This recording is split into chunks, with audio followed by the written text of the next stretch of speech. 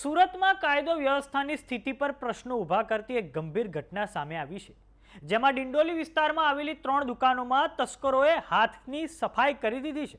આ ચોરીના લીધે વ્યાપારીઓમાં ભારે ફફડાટનો માહોલ છે। તો હવે પોલીસે ઘટના સ્થળે પહોંચીને ફરિયાદ લખી તસ્કરોને પકડી પાડવા માટે તપાસના ચક્રો ગતિમાન કર્યા છે। તો આવો જાણીએ સમાચાર વિસ્તારથી। નમસ્કાર, જમાવટ સાથે હું છું પાર્થ।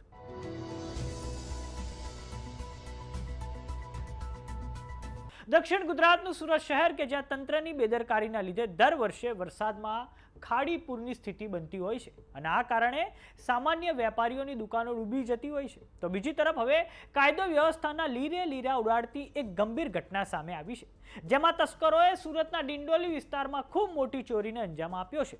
ડિંડોલીમાં આવેલું છે G9 બિઝનેસ સેન્ટર કે જ્યાં મોડી રાત્રે 3 દુકાનોમાં 3.50 લાખની ચોરીને તસ્કરો દ્વારા અંજામ આપવામાં આવ્યો છે।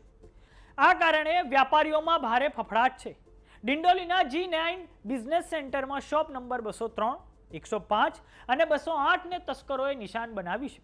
તસ્કરો મોડી રાત્રે પાછળની બારી તોડી દુકાનોમાં ઘૂસ્યા છે અને આ પછી તસ્કરોએ સીસીટીવી કેમેરાની દિશા બદલી અને ડીવીઆર કેબલને નષ્ટ કરવાનો પ્રયાસ કરવામાં આવ્યો છે। જ્યારે વ્યાપારીઓએ સવારમાં દુકાન ખોલી ત્યારે તેમને સામાન વેરવિખેર હાલતમાં મળ્યો હતો।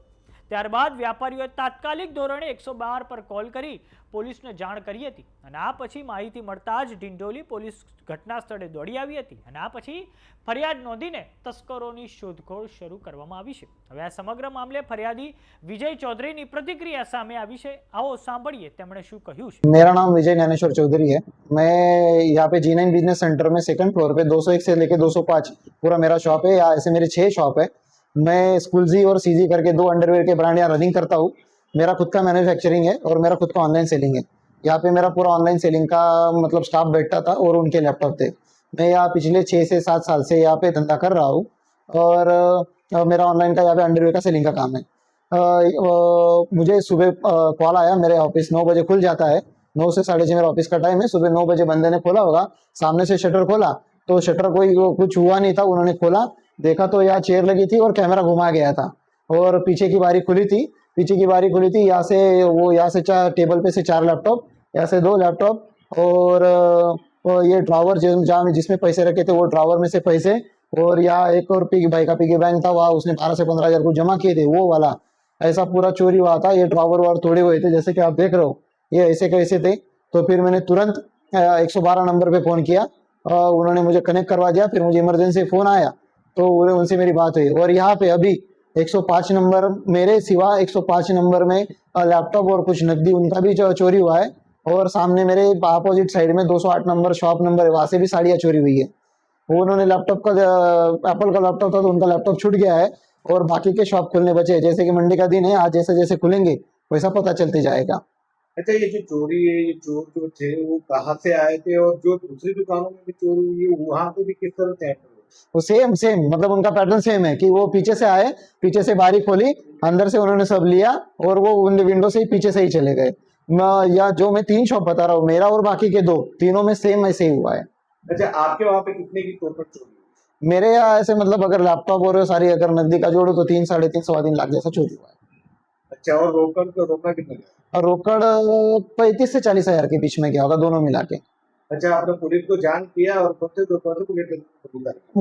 डिंडोली पुलिस स्टेशन में मैंने कॉल किया था, वो आए थे जैसे कॉल करके और मैं भी वहाँ गया था। मैंने सारा उनको यहाँ पहले उनको दिखा दिया, वहाँ जाके मैंने रिपोर्ट भी करवा दी। यहाँ पे सीसीटीवी फुटेज सीसीटीवी है थी पर यहाँ पे ऐसा है कि कैमरा घुमा दिया और ये इसमें वायर निकाल दिया गया, रिकॉर्डिंग हो नहीं रही है।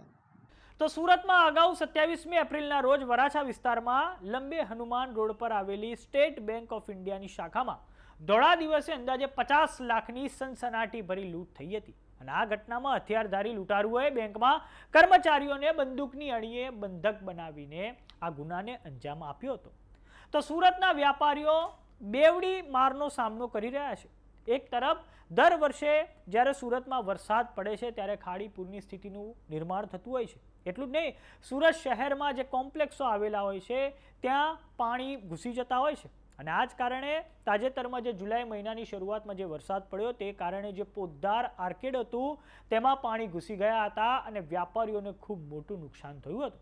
તો બીજી તરફ જ્યારે સુરતમાં કાયદો વ્યવસ્થાની સ્થિતિ પર પ્રશ્નો ઊભા થાય છે ત્યારે પણ વ્યાપારીઓને માર પડતો હોય છે અને જોવાનું એ રહે છે કે ક્યારે પોલીસ તંત્ર ત્યાં જે તસ્કરો છે તેમની પર નિયંત્રણ પ્રાપ્ત કરે છે.